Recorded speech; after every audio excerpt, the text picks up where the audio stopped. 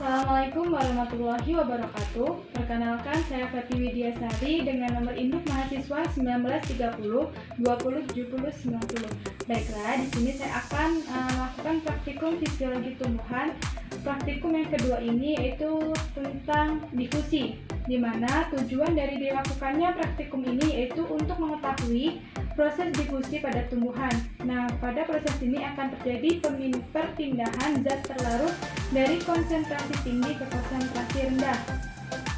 Nah, adapun alat dan bahan yang akan kita gunakan pada praktikum kali ini yaitu alat ini sendiri terdiri dari alat tulis yang terdiri dari buku untuk mencatat hasil dari pengamatan, pena, dan juga penggaris.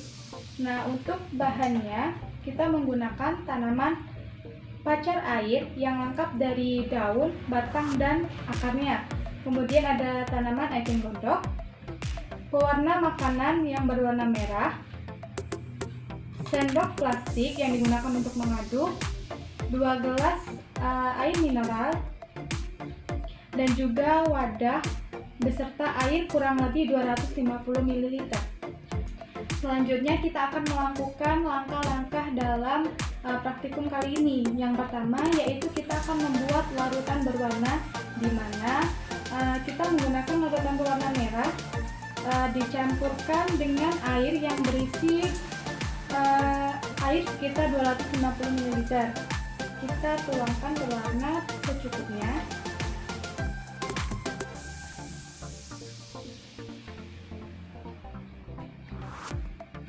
Kemudian aduk hingga rata menggunakan sendok plastik.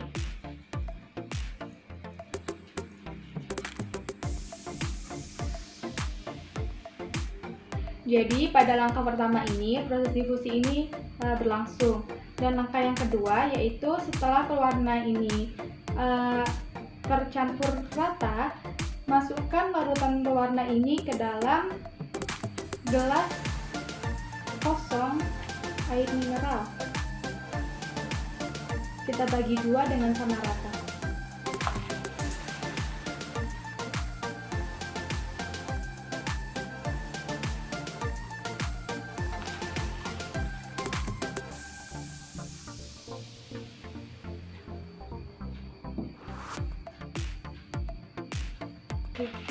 Setelah pewarna dimasukkan ke dalam gelas air mineral ini, kemudian kita masukkan tanaman yang pertama yaitu ada pacar air.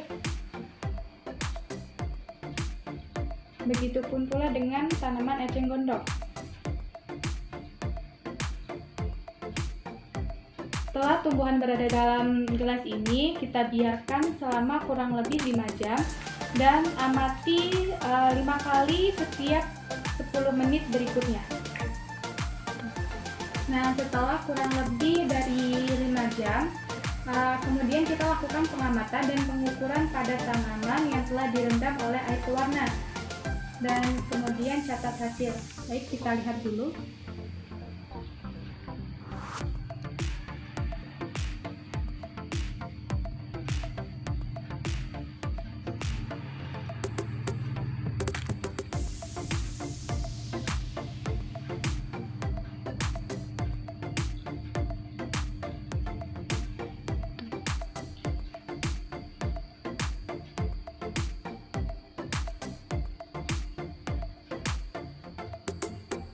Yang kedua, setelah kurang lebih 5 jam dan 10 menit pertama pada tanaman eceng gondok, kemudian kita ukur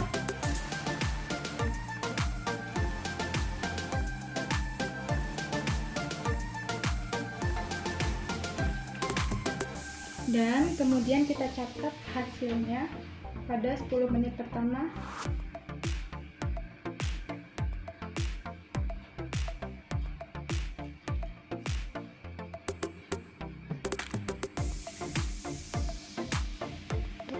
Baiklah, selanjutnya yaitu pada 10 menit kedua kita lihat dan amati apa yang terjadi pada tanaman. Yang pertama, tanaman pacar air, kita lihat ukurannya.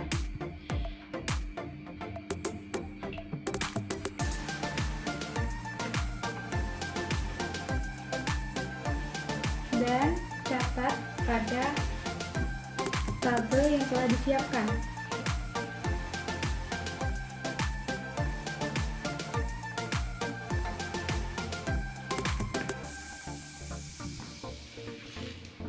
Kemudian kita amati juga pada 10 menit kedua tanaman eceng gondok dan kita ukur.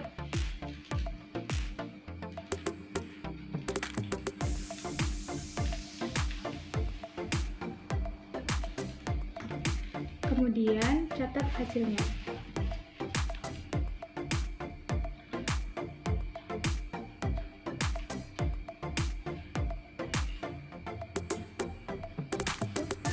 Selanjutnya, pada 10 menit ketiga, baiklah kita amati. Yang pertama kita amati dulu pada tanaman cacar air, apa yang akan terjadi, dan kita ukur.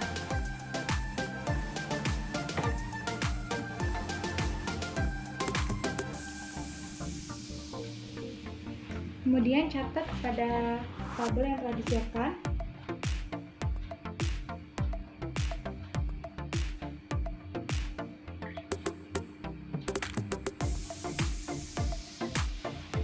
Selanjutnya pada tanaman eceng gondok 10 menit ketiga kita amati dan ukur dengan penggaris.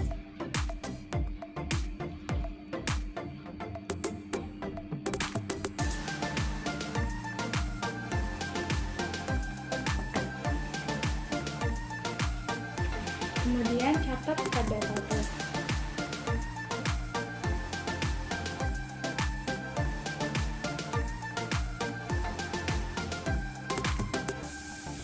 Baiklah, setelah 10 menit keempat kita amati kembali pada tanaman pacar air dan ukur menggunakan penggaris.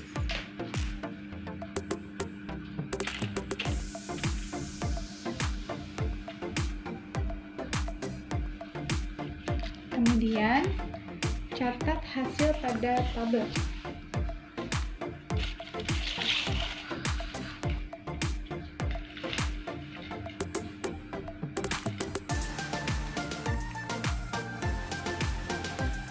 Selanjutnya pada tanaman eceng gondok setelah 10 menit keempat kita amati bagaimana akan terjadi perubahan.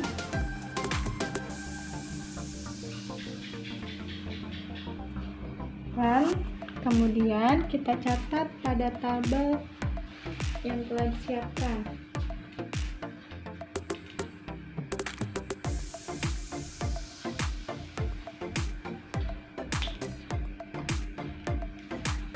Dan langkah yang terakhir yaitu pada 10 menit kelima, mari kita amati apa yang akan terjadi pada tanaman pacar air.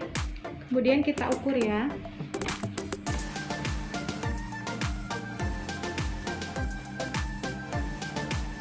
Nah, pada tanaman pacar air setelah 10 menit terakhir atau 10 menit kelima, pada daun ini terdapat titik-titik merah. Bisa kita lihat. Nah, berarti pada proses ini terjadi proses difusi di mana pemindahan dari larutan dari konsentrasi tinggi ke konsentrasi rendah. Kemudian kita catat ya.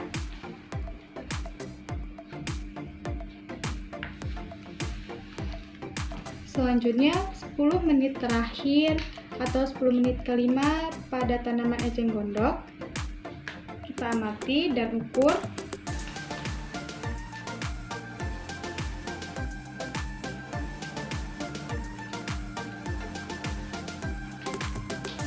Nah, pada 10 menit kelima ini terjadi perbedaan juga pada struktur daun, di mana daun pada tanaman eceng gondok ini berubah menjadi kemerahan.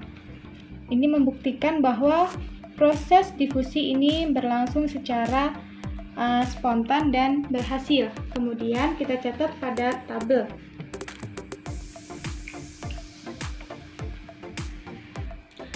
Dapat kita simpulkan bahwa pada praktikum difusi ini proses difusi zat terlarut dari konsentrasi tinggi ke konsentrasi rendah ini lebih besar kemungkinan perpindahannya berlangsung secara spontan dan dapat terjadi secara spontan seperti yang saya jelaskan tadi. Dan difusi ion ini yang tidak bermuatan dapat melewati membran. Membran sel adalah bersifat selektif permeable. Dia dapat melewatkan air dan molekul kecil lainnya serta partikel tidak bermuatan untuk berpindah dengan mudah. Namun tidak demikian dengan molekul besar dan molekul bermuatan. Difusi adalah pergerakan molekul suatu zat secara random yang menghasilkan pergerakan molekul efektif dari konsentrasi tinggi ke konsentrasi rendah. Baiklah, demikian tadi video dari saya tentang praktikum proses difusi. Semoga bermanfaat. Saya meminta maaf jika terjadi kesalahan dalam praktikum dan saya akhiri. Wassalamualaikum warahmatullahi wabarakatuh.